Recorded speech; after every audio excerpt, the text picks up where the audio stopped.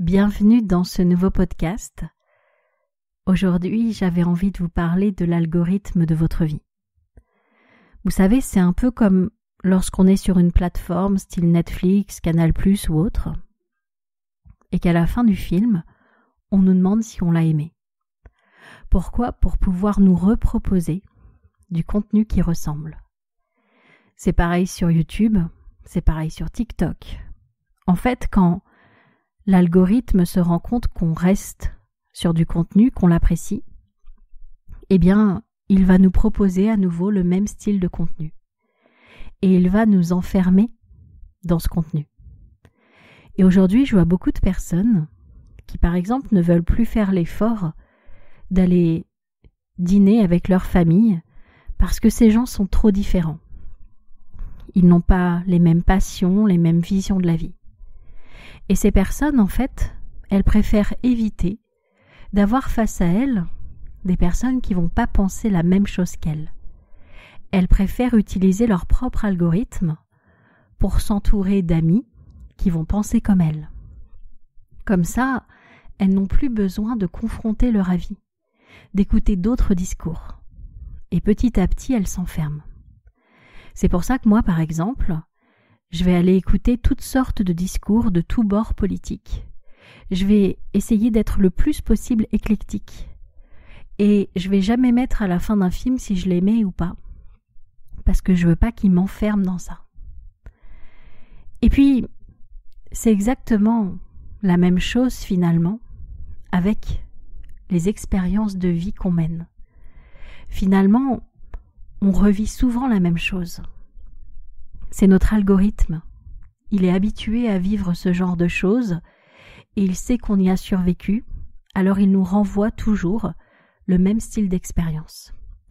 Et donc il y a des moyens de forcer cet algorithme, de le déjouer, en provoquant ces changements dans notre vie, que ce soit en allant dans des endroits où on n'est jamais allé, en fréquentant des personnes avec qui on n'a jamais discuté. Et plus vous allez vous autoriser à aller dans des directions différentes, plus vous allez déjouer cet algorithme. Vous savez, il y a eu des comparaisons de fait entre des personnes qui vivaient sur Paris et des personnes qui vivaient en province. En province, il n'y a pas toujours beaucoup de choix au niveau des spectacles.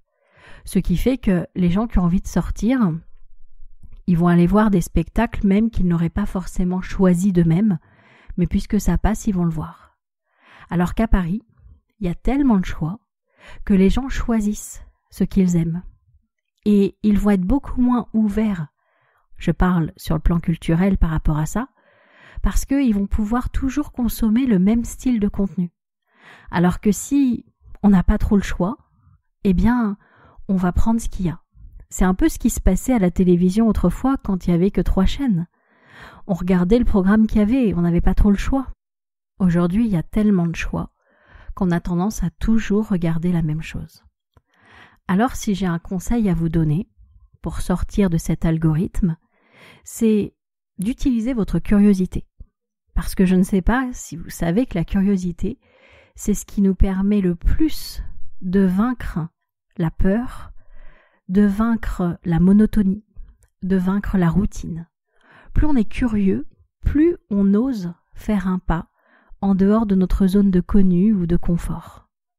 En réalité, en dehors de cette zone, il y a une petite membrane, une membrane d'inconfort qu'il faut franchir, traverser. Et une fois qu'on l'a traversée, on peut trouver du confort. C'est exactement pareil avec la flemme. La flemme, elle nous demande de traverser une petite membrane d'inconfort pour oser faire quelque chose. Et cette membrane d'inconfort, elle essaye de nous dissuader de le faire. Pourtant, plus on la traverse, et plus c'est facile de le faire. Donc plus vous allez être curieux de la vie, de rencontrer des nouvelles personnes, de vivre des nouvelles expériences, et plus vous allez déjouer l'algorithme de votre vie. Vous allez arrêter de toujours attirer à vous des personnes qui viennent réveiller certaines blessures parce que vous changez le scénario. Vous arrêtez de vouloir inlassablement regarder à nouveau la même série, le même téléfilm de Noël qui tourne en boucle depuis toujours. Donc mon conseil, c'est de cultiver votre curiosité. Alors comment on fait pour la cultiver ? eh bien on s'intéresse à l'autre, à son expérience. En fait, je peux écouter pendant des heures une personne qui va me parler de sa passion du tricot, par exemple. Alors que moi, à la base, le tricot, je m'en fous complètement. Mais ce que j'écoute, c'est la passion de cette personne. C'est ça qui m'intéresse, c'est l'humain qui a derrière cette passion. Et donc, ça permet d'aller s'intéresser à plein de choses différentes.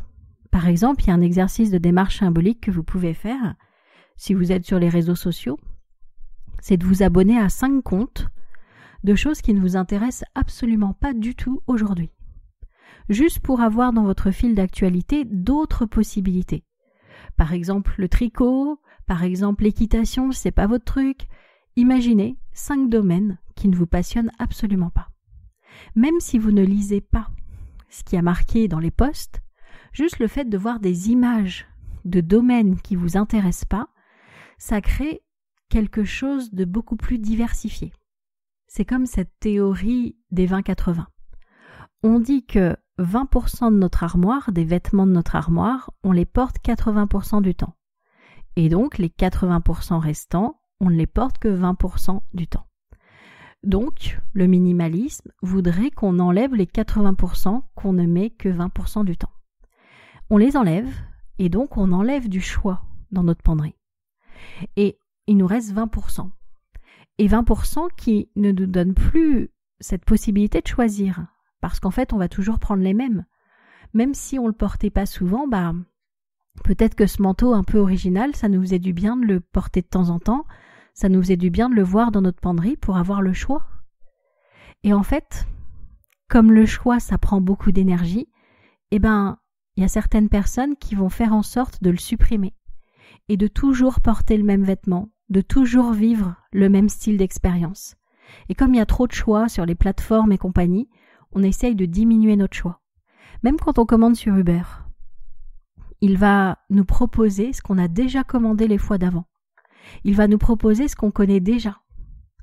Et comme ça s'est plutôt bien passé la fois d'avant, on a tendance à valider, sans chercher à essayer, à goûter à d'autres choses.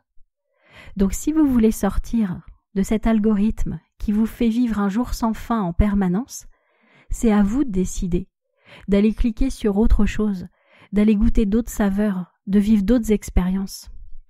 L'intelligence artificielle veut vous simplifier la vie, mais en réalité, elle ne vous simplifie pas la vie. Elle vous réduit vos choix. Elle vous prend de la liberté. C'est pour ça que c'est hyper important de continuer à être éclectique, de continuer à vous intéresser à plein de choses différentes. Parce qu'au moins, vous aurez la liberté de choisir ce qui vous plaît vraiment, et pas ce que l'intelligence artificielle vous aura proposé, parce que ça ressemble à ce que vous avez déjà goûté. Voilà, c'était un podcast qui était assez court, mais je voulais vous partager cette discussion que j'ai eue tout à l'heure avec un ami, pour que vous puissiez vous rendre compte que vous aussi, vous êtes un peu prisonnier de l'algorithme de votre vie. Mais heureusement, vous avez du pouvoir là-dessus. À bientôt.